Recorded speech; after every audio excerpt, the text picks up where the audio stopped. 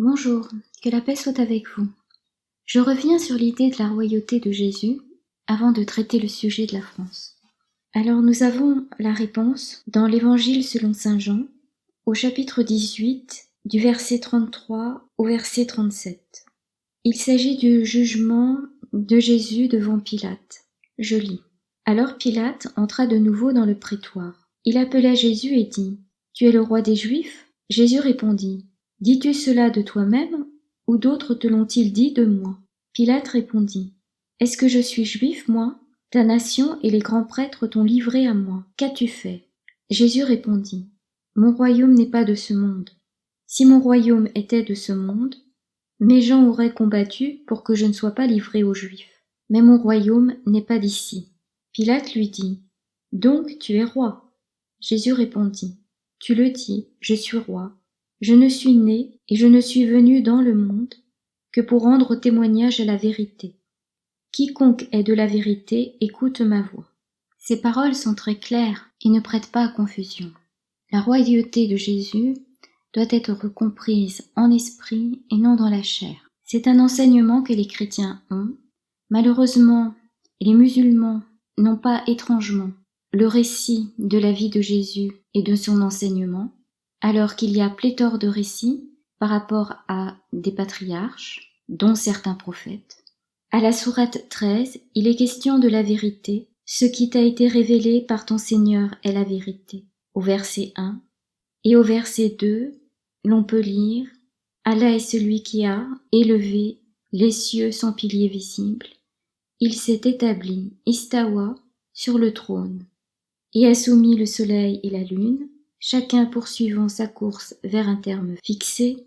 Il règle l'ordre et expose en détail les signes, afin que vous ayez la certitude de la rencontre de votre Seigneur.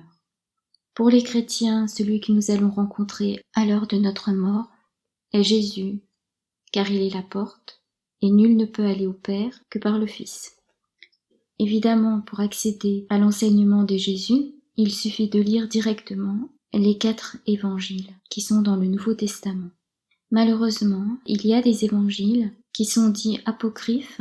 Ils s'attaquent généralement à l'enseignement de Jésus. C'est pour cela qu'ils sont très prisés des francs-maçons. Pour en revenir à la France, en tant que nation, elle a un rôle particulier à jouer, car elle est la fille aînée de l'Église. Alors évidemment, ce serait plus facile pour elle de jouer ce rôle si l'armée restait intacte. Cependant, il est fort à craindre qu'elle soit décimée, justement, par le vaccin que l'on veut imposer aux soldats. Déjà, les tests qui se font au moyen d'un coton-tige qu'on enfonce dans le nez jusqu'à la barrière encéphalique et qui protège le cerveau, permettraient de déposer des nanoparticules possédant une technologie particulière. Celles-ci migreraient vers le cerveau et permettraient, au moyen des ondes, d'avoir la mainmise sur les personnes qui seraient contaminées par cette technologie. Ainsi, les forces militaires pourraient ne plus être opérationnelles et facilement remplacées par l'armée européenne, constituée entre autres de légions étrangères, donc de personnes ne parlant pas français et pouvant exécuter les ordres sans état d'âme. Un bruit court selon lequel ces tests seraient faits pour prélever l'ADN, pour nous ficher. C'est une thèse totalement idiote et il faudrait être un triple idiot pour soutenir une telle thèse, étant donné que pendant plusieurs années, on nous a bassinés avec la publicité sur l'ADN qu'on pouvait facilement obtenir au moyen d'un prélèvement de la salive à l'intérieur de la bouche. Ou serait-ce parce que ces personnes cherchent à vendre la France aux mains des ennemis? Étant donné la gravité de ce qui se passe actuellement, soutenir de telles idioties me paraît suspecte. Alors en ce moment, il y a un forcing pour qu'on ne dise plus personne, sous prétexte que, dans les textes de loi, la personne juridique est affublée d'un adjectif physique ou moral.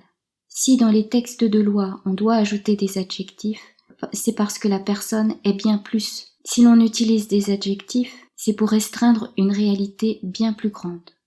En remplaçant le mot personne par être humain, c'est considérer qu'elle ne s'explique que par les lois naturelles. Or, une personne ne se définit pas par les lois de ce monde uniquement.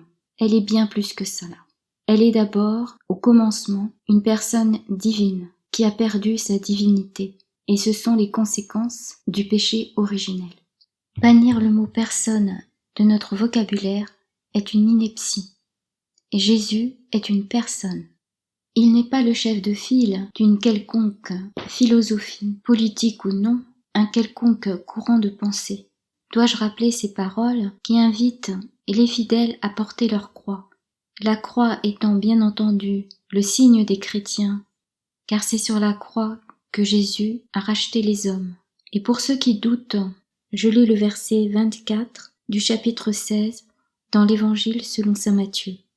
Alors Jésus dit à ses disciples, « Si quelqu'un veut venir à ma suite, qu'il se renie lui-même, qu'il se charge de sa croix et qu'il me suive. » Il faut bien entendu comprendre ces paroles en esprit et non dans la chair. Donc la croix fait partie du combat spirituel. Que la paix soit avec vous.